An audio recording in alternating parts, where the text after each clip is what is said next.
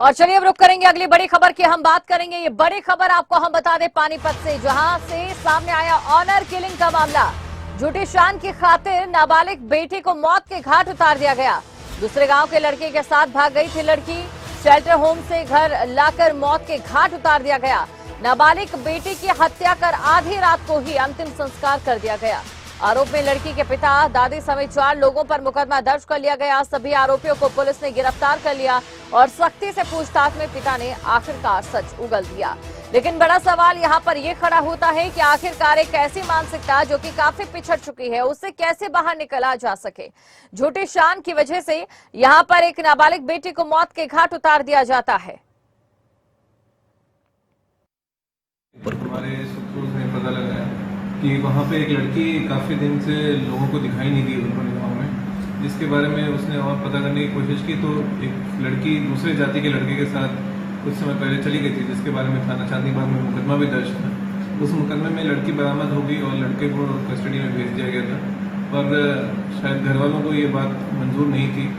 तो जैसा कि रिपोर्ट आई थी कि वो लड़की गाँव में दिख नहीं रही है, तो इसके बेसिस पर हमने जब पता कराया तो ये पता चला कि घर वालों ने ही उस लड़की का हत्या कर दी है, जिसके बारे में वो कहते हैं कि लड़की खुद मर गई थी। पर ये काफ़ी संदिग्ध परिस्थितियां थी कि रातों रात उन्होंने संस्कार कर दिया लड़की के बॉडी का और गांव में किसी को भी नहीं बताया। आज मैंने खुद मौके पे जाके जब पूछताछ की तो गांव के लोग कह रहे थे कि उनके घर से किसी के रोने की भी आवाज़ नहीं आई और गाँव में बगल के पड़ोसी को भी नहीं पता चला कि वो लड़की कब मर गई नहीं मर गई। जब पुलिस आई तब उन्हें पता चला कि ऐसा कुछ हुआ है। तो इस मामले में हमने मर्डर और एविडेंस डिस्ट्रॉय करने की धाराओं में एफआईआर दर्ज कर रखी है, जिसमें अरेस्ट भी हो रखे हैं। और इसी खबर पर अधिक जानकारी के साथ संवाददाता प्रदीप हमारे साथ जुड़ चुके हैं। प्रदीप, वाकई एक ऐसा मामला सामने आया है जिसने कई सवाल खड़े कर दिए हैं। वो धरती जहां पर बेटियों को पूजा जाता है, महिलाओं को पूजा जाता है, उस धरती पर बेटियों की ऐसी दुर्दशा।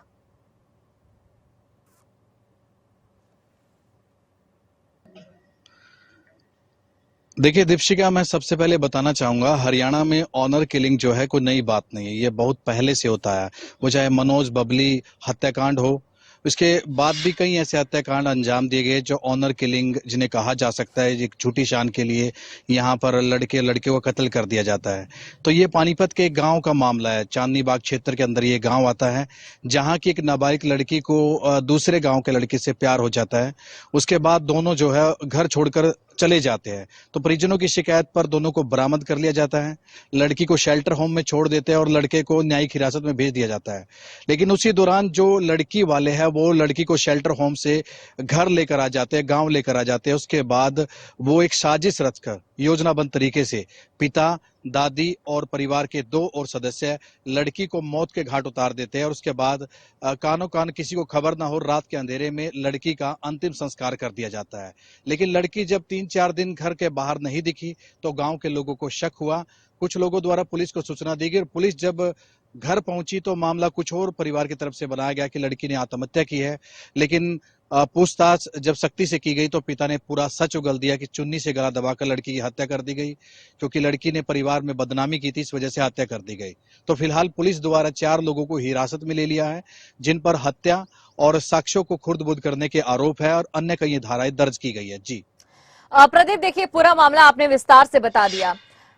लगातार पुलिस प्रशासन की ओर से सख्ती बरती जा रही है, कानून ऐसे बनाए गए हैं। ऑनर किलिंग को भी अब हॉरर किलिंग भारत में कहा जाता है, बावजूद उसके ऐसी घटनाएं सामने आ रही है। क्या इससे यहाँ पर यह सवाल खड़ा होता है कि सबसे जरूरी है इस तरह की मानसिकता से बाहर निकलना, जहां पर झूठी शान का दिखावा सबसे ज्यादा हो?